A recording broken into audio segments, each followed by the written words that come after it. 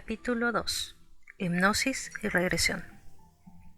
La hipnosis es la técnica que utilizo principalmente para ayudar a los pacientes en el acceso a recuerdos de vidas pasadas. Mucha gente se pregunta qué es la hipnosis y qué ocurre cuando una persona se encuentra en estado hipnótico, pero en realidad no hay ningún misterio. La hipnosis es un estado en el que se fija la concentración, algo que muchos de nosotros experimentamos todos los días. Cuando estamos relajados y nuestra concentración es tan intensa que no nos distraen los ruidos exteriores ni otros estímulos, nos encontramos en estado de hipnosis ligera. Toda hipnosis es en realidad autohipnosis, por cuanto el paciente domina el proceso. El terapeuta es solo un guía. Casi todos entramos en estados hipnóticos todos los días, cuando estamos absortos en un buen libro o una película, cuando conducimos el coche en el último tramo de regreso a casa y de repente llegamos sin saber cómo. Hemos estado funcionando con el piloto automático.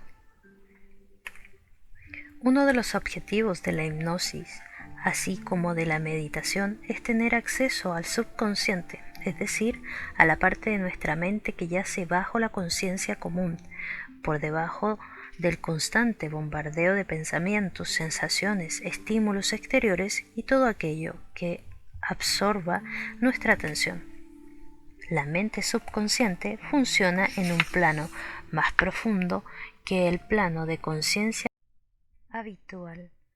En el subconsciente, los procesos mentales se producen sin que los percibamos de modo consciente.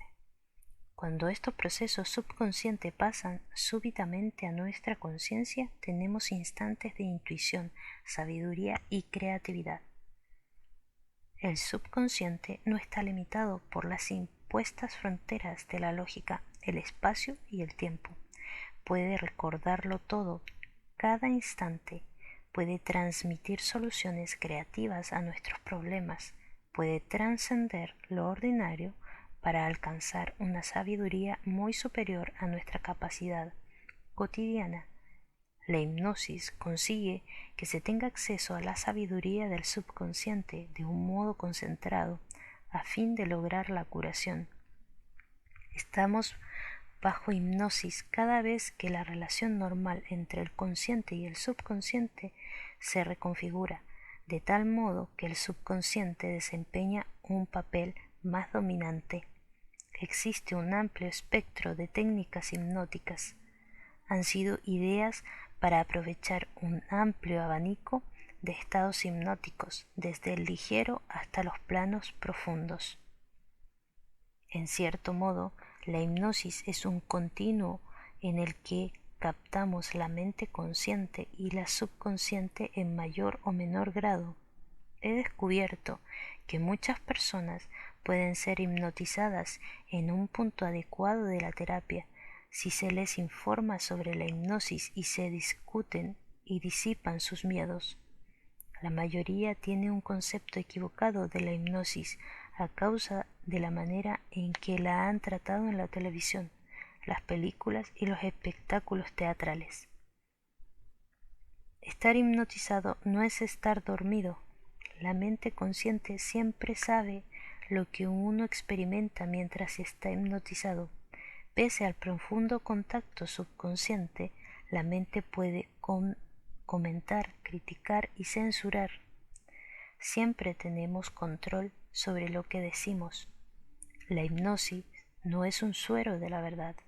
No se entra en una máquina del tiempo para encontrarse súbitamente transportado a otro tiempo y otro lugar sin noción del presente. Algunas personas durante la hipnosis contemplan el pasado como si estuvieran mirando una película. Otras participan más vívidamente con reacciones más emotivas. Los hay que sienten las cosas más que verlas. A veces predominan los sentidos del oído o del olfato. Después, la persona recuerda todo lo experimentado durante la sesión de hipnosis. Puede parecer que se requiere mucha habilidad para llegar a los niveles más profundos de hipnosis. Sin embargo, todos los experimentamos con facilidad cotidianamente cuando pasamos por ese estado intermedio entre la vigilia y el sueño conocido como estado hipnagógico.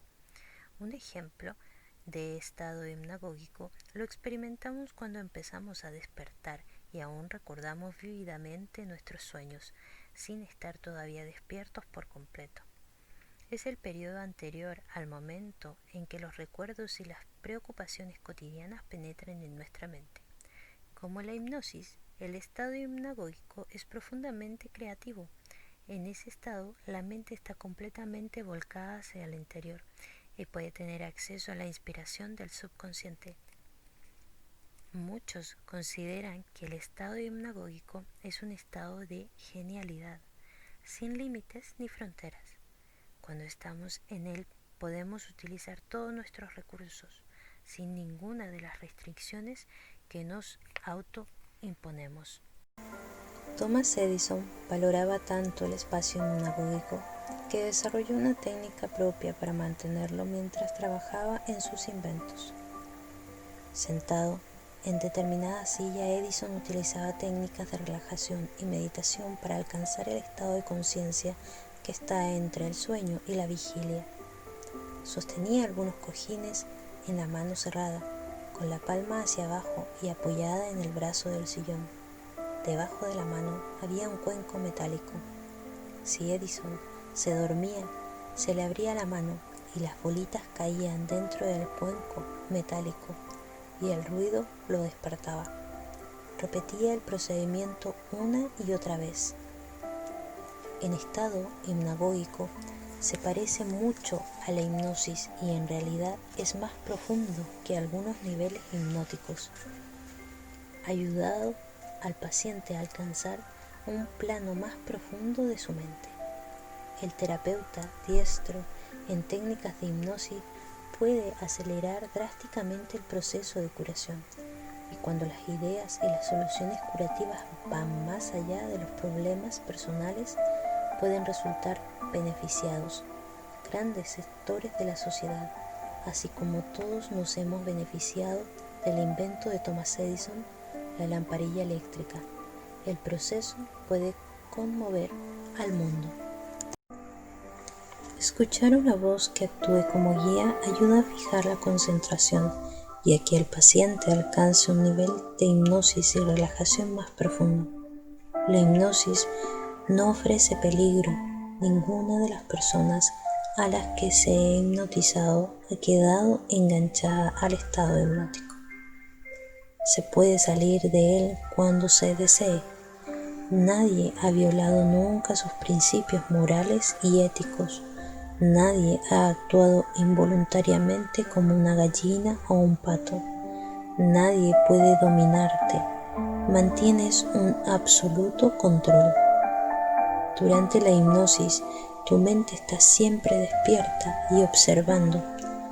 Es por eso que al estar profundamente hipnotizado e inmerso activamente en una secuencia de recuerdos infantiles o de una vida anterior, podemos poner a las preguntas del terapeuta a hablar en el idioma que utilizamos habitualmente, conocer los sitios geográficos que veamos e incluso saber en qué año nos encontramos, ya que suele aparecer ante la vista interior o presentarse en la mente sin más. La mente hipnotizada, que siempre retiene una noción y un conocimiento del presente, pone en contexto los recuerdos de infancia o de vidas pasadas. Si aparece el año 1900 y nos vemos construyendo una pirámide en el antiguo egipcio, sabemos que es el año 1900 a.C., aunque no veamos esas letras. Por la misma razón, un paciente hipnotizado que vea como un campesino que combate en una guerra europea medieval, por ejemplo, puede reconocer en algunas personas de esa vida pasada a las que conoce en la vida actual.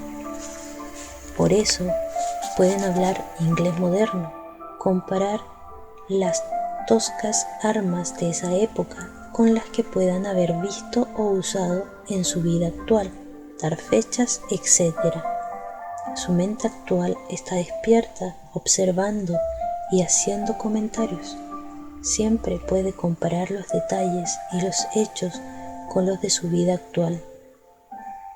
Es el observador de la película, su crítico y habitualmente también la estrella, y mientras tanto permanece en relajado estado hipnótico. La hipnosis coloca al paciente en un estado de gran potencial curativo, ya que le brinda acceso al subconsciente para hablar metamórficamente. Pone al paciente en un bosque mágico donde se encuentra el árbol de la curación. Pero si la hipnosis lo deja entrar en el territorio curativo, el proceso de regresión es el árbol cuyas frutas sagradas debes comer para curarse. La terapia de regresión es el acto mental de retroceder a una época anterior, cualquiera que sea, a fin de recobrar recuerdos que puedan estar influyendo negativamente en la vida actual del paciente y que tal vez son la fuente de sus síntomas. La hipnosis permite a la mente evitar las barreras de la conciencia para tratar de obtener información, incluyendo esas barreras que impiden a los pacientes el acceso consciente a sus vidas pasadas. Compulsión a la repetición es el nombre que usó Freud para describir el impulso con frecuencia irresistible de dramatizar o repetir experiencias emocionales típicamente dolorosas que nos sucedieron en el pasado. En sus escritos sobre la psicoanálisis en 1938, el famoso psicoanalista británico Ernest Jones define la compulsión repetitiva como el impulso ciego de repetir experiencias y situaciones anteriores, independientemente de las ventajas que se pudieran obtener haciéndolo desde el punto de vista del placer-dolor. Por muy perjudicial y destructiva que sea una conducta, la persona parece forzada a repetirla. La voluntad es incapaz de dominar la compulsión. Freud descubrió que es efectivo traer a la conciencia el trauma inicial y liberarlo catárticamente, proceso que los terapeutas llamamos abreacción, e integrar lo que se ha sentido y aprendido. La terapia de regresión hipnótica, realizada por un terapeuta hábil, comienza por poner al paciente en estado hipnótico y luego darle las herramientas necesarias para sacar a la luz un episodio de este tipo. Frecuentemente, el episodio se produjo durante la infancia. Esto forma parte de la teoría psicoanalista común. Pero en otras oportunidades, tal como descubrí durante el tratamiento de Catherine, el trauma inicial se encuentra mucho más lejos en vidas pasadas. He descubierto que un 40% de mis pacientes necesitan ahondar en otras vidas para resolver sus problemas clínicos actuales. Para casi todos los demás es bastante fructífera la regresión a un periodo anterior de esta vida. Sin embargo, para ese primer 40%, la clave de la curación es la regresión a vidas anteriores, operando entre los límites clásicamente aceptados de la vida actual. El mejor de los terapeutas no logrará la curación completa de un paciente cuyos síntomas hayan sido causados por un trauma ocurrido en una vida anterior, tal vez siglos o milenios antes. Pero cuando se emplea la terapia de vidas pasadas para traer a la conciencia esos recuerdos largamente reprimidos, la mejoría de los síntomas suele ser veloz y drástica. Un ejemplo del síndrome de compulsión repetitiva en el modelo de exhibicionismo sexual compulsivo. Se ve un joven que se ve compulsivamente dominado por una forma de exhibicionismo, específicamente exponer sus genitales ante ciertas mujeres mientras se masturba en un automóvil. Obviamente esa conducta es peligrosa y destructiva. Este joven escandalizaba a las mujeres y ha sido arrestado varias veces. Sin embargo, su compulsión repetitiva continúa reiterándose. Su terapeuta ha rastreado los orígenes de su conducta hasta ciertos incidentes sexuales que se produjeron entre ese joven y su madre cuando era pequeño. La madre solía acariciar a su hijo mientras lo bañaba y él experimentaba erecciones. En ese niño se provocaron sensaciones confusas y excitantes y perturbadoras. Eran sensaciones sumamente intensas. Parte de la compulsión del joven parecía ser un deseo de recrear la intensidad de aquellas antiguas emociones. Pese al éxito que obtuvo ese excelente terapeuta en descubrir un trauma temprano, la terapia ha dado solo resultados parciales y el paciente sufre frecuentes recaídas, aunque esa conducta le cause profundos sentimientos de culpa y vergüenza, además de exponerlo a otros peligros. Experimenta arrolladores impulsos de repetirlas. Basándome en mis experiencias con más de 300 regresiones individuales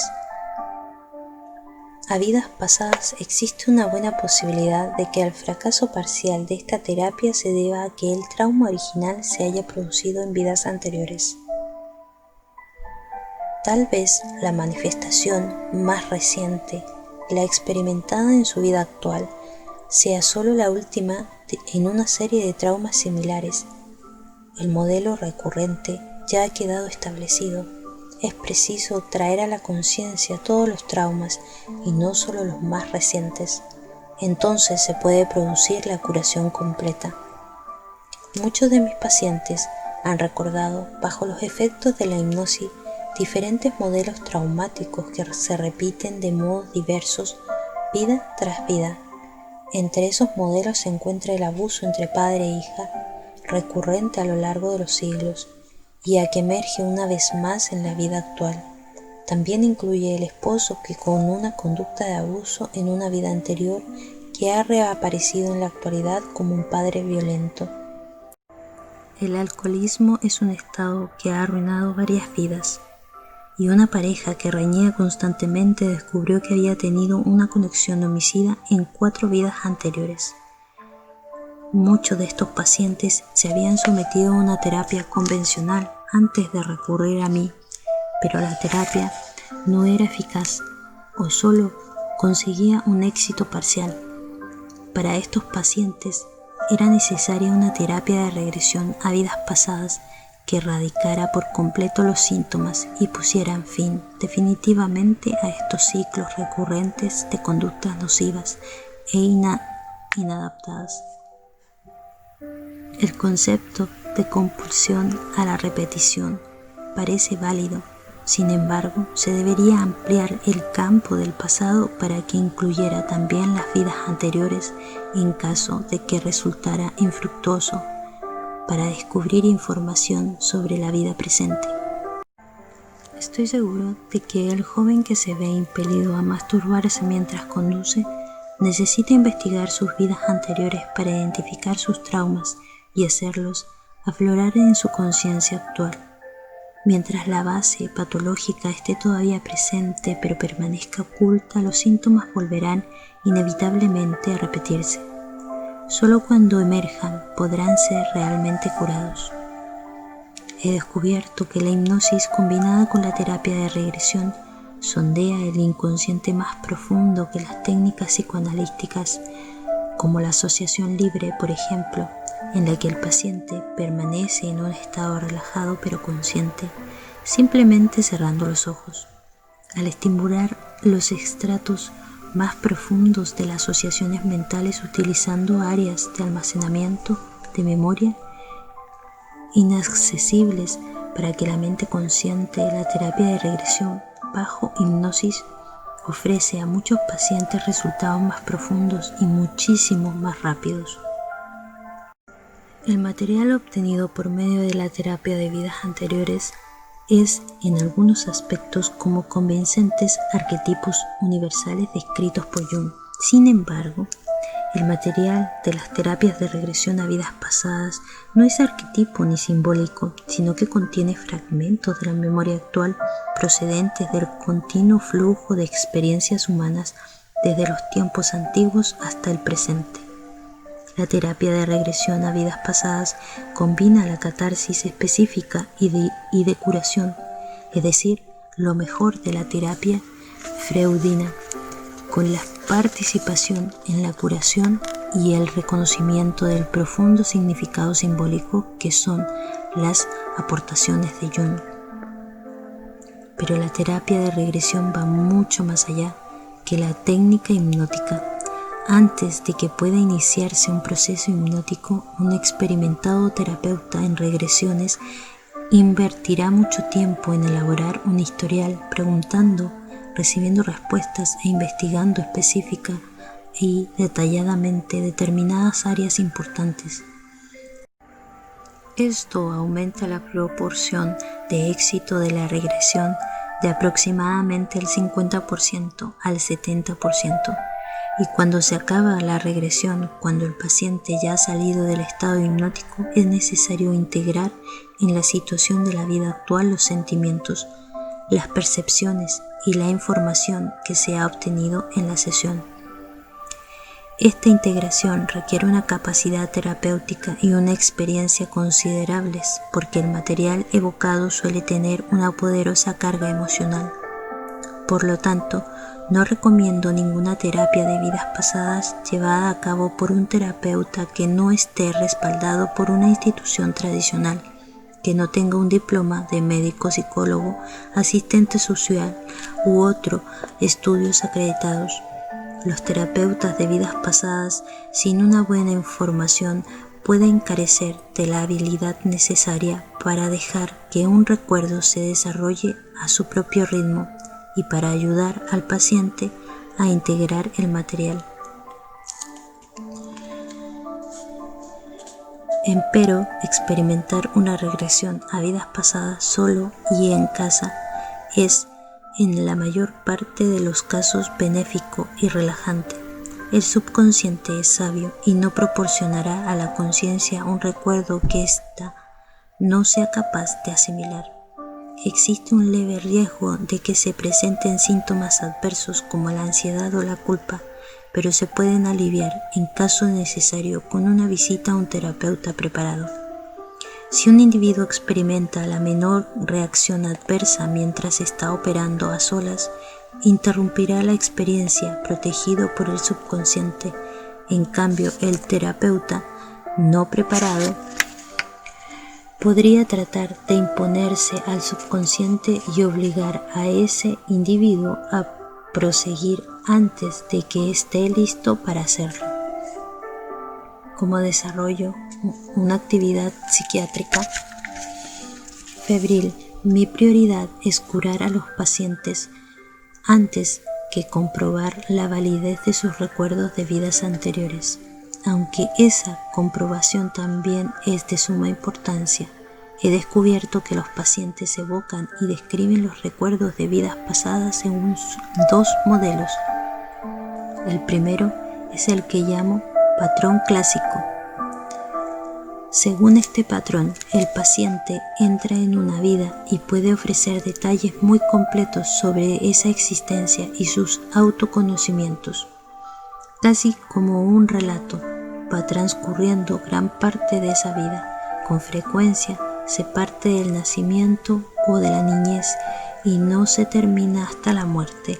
Es posible que el paciente experimente serenamente y sin dolor la escena de la muerte y una revisión de su vida en la cual se aclaran y analizan las lecciones de esa existencia, con lo cual el paciente se beneficia de mayor sabiduría y posiblemente con la guía de figuras religiosas o espirituales. Catherine recordó muchas de sus vidas según el modelo clásico de regresión, y aquí el extracto de una de ellas, aparentemente en Egipto, en el cual Catherine comenzó recordando una peste que se había originado en el agua y que había matado a su padre y a su hermano.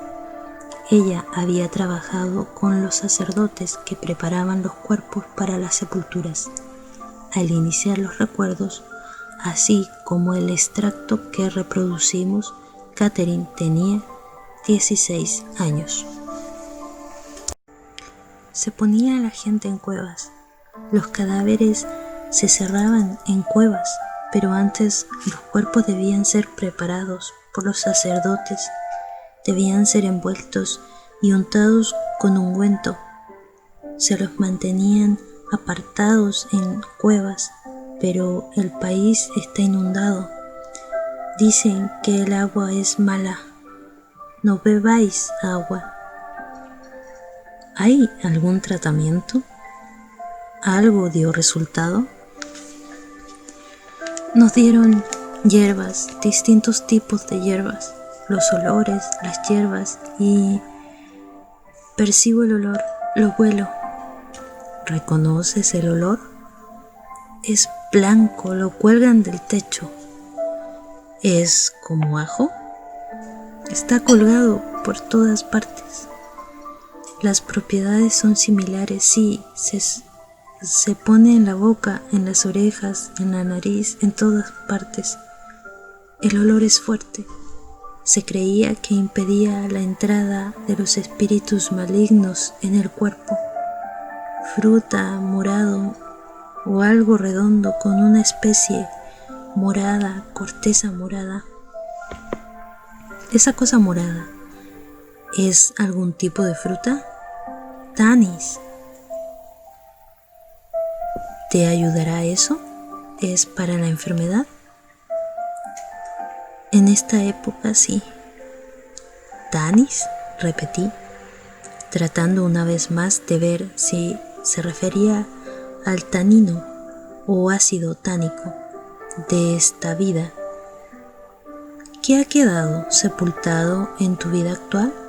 ¿Por qué vuelves una y otra vez aquí? ¿Qué te molesta tanto?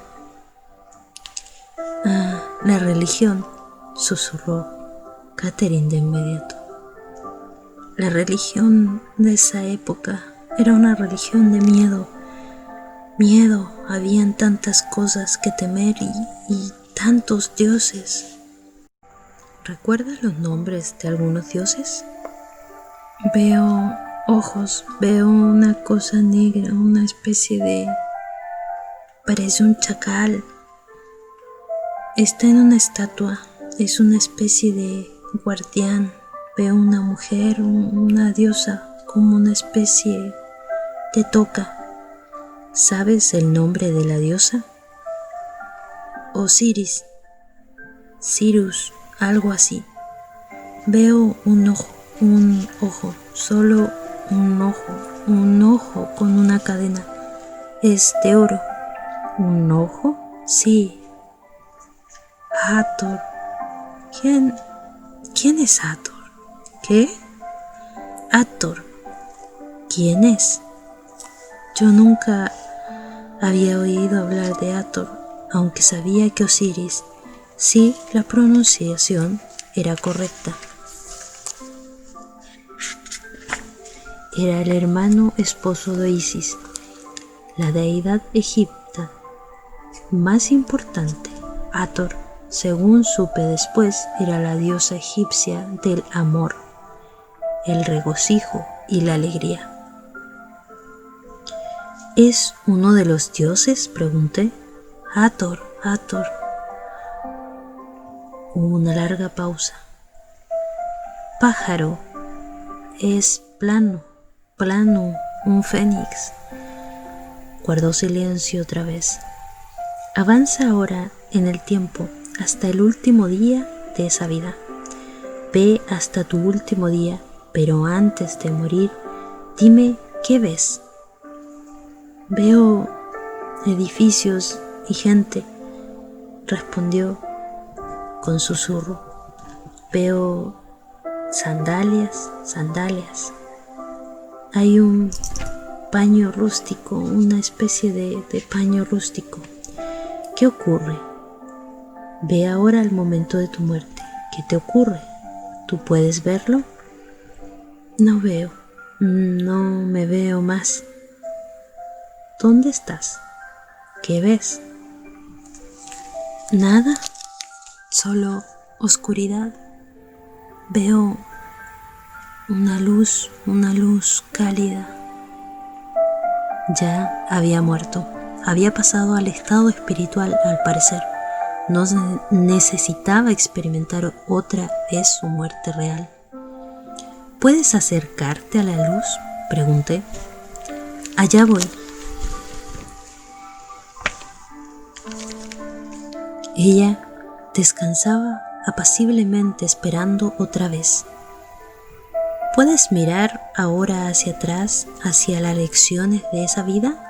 ¿Tienes ya conciencia de ella? No, susurró. Continuaba esperando. De pronto se mostró alerta. Aunque sus ojos permanecían cerrados, su voz fue más potente. Siento, alguien me habla. ¿Qué te dicen? Hablan de la paciencia. Uno debe tener paciencia. Sí, continúa.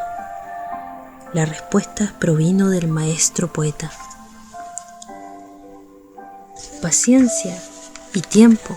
Todo llega a su debido tiempo. No se puede apresurar una vida, no se puede resolver según un plan. Como tanta gente pretende, debemos aceptar lo que se nos sobreviene en un momento dado y no pedir más.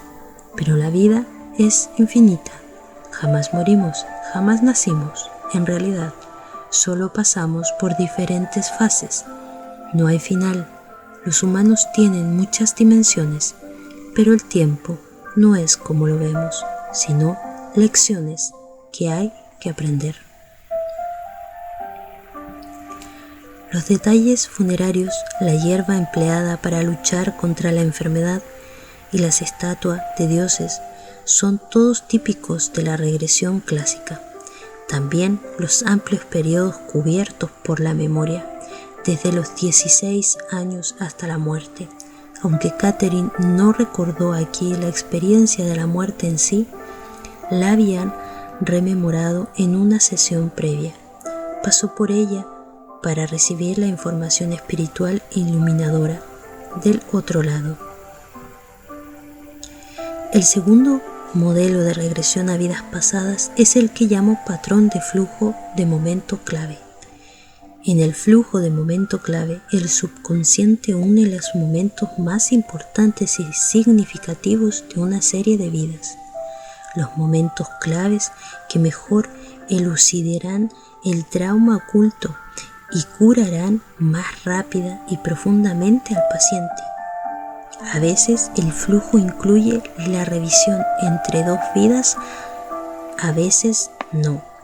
En ocasiones la lección o el patrón es sutil y no se aclara hasta que se aproxima al final del flujo o cuando pregunto específicamente cuál es. Otras veces es instantáneamente telegrafiado por el flujo de momentos clave de los recuerdos. En algunos pacientes el flujo de momentos claves tiene una cualidad fragmentaria que puede expandirse ya en un flujo más detallado, ya en un patrón clásico en sesiones posteriores, según el óptimo flujo de recuerdos y curación para cada paciente en especial, según lo determine su subconsciente. Con frecuencia el flujo de momentos claves pasa espectacularmente de un trauma en trauma, pero también de forma apacible y con suavidad, de una escena de muerte a otra, urdiendo su propia forma de iluminación, imperturbable pero también profundamente curativa. Y aquí algunos ejemplos del flujo de momentos claves, tomados también del caso de Catherine.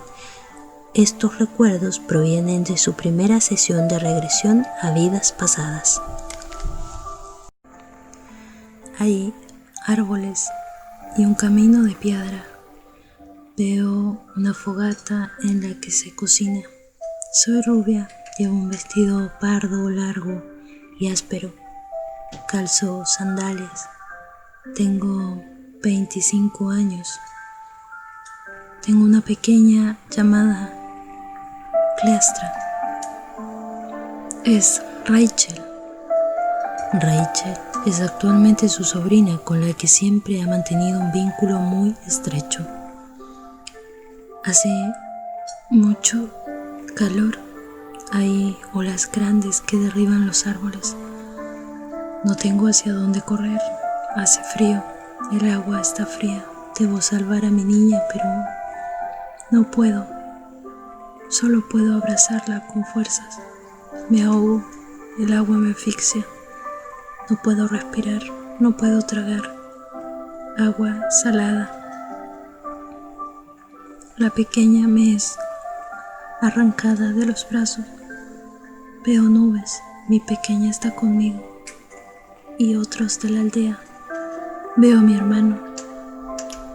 Descansaba, esa vida había terminado. Permanecía en trance profundo. Continúa, le dije. ¿Recuerdas algo más? Tengo un vestido de encaje negro y un encaje negro en mi cabeza. Mi pelo es oscuro, un poco canoso.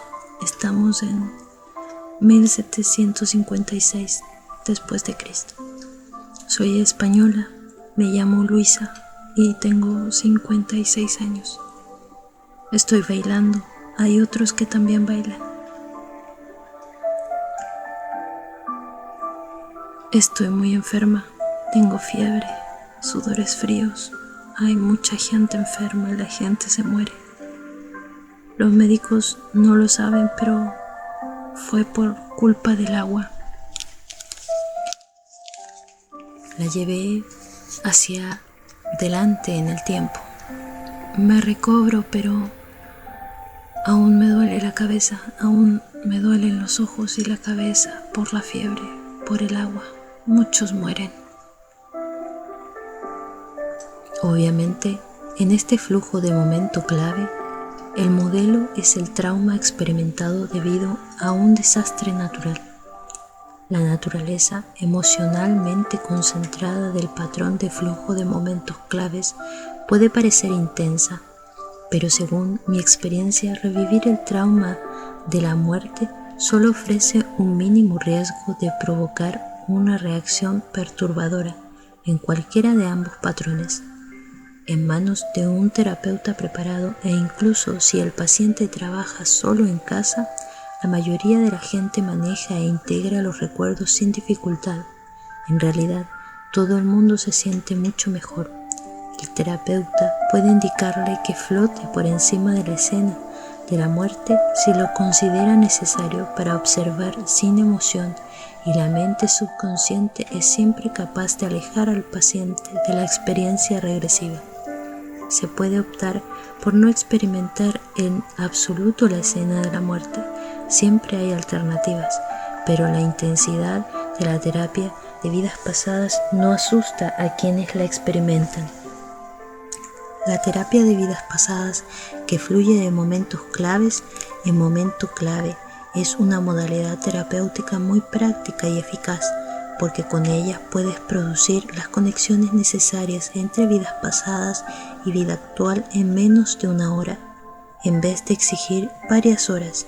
Sin embargo, el flujo de momento clave tiende a ser menos válido para el paciente que el patrón clásico, puesto que se concentra en la esencia, no en los detalles.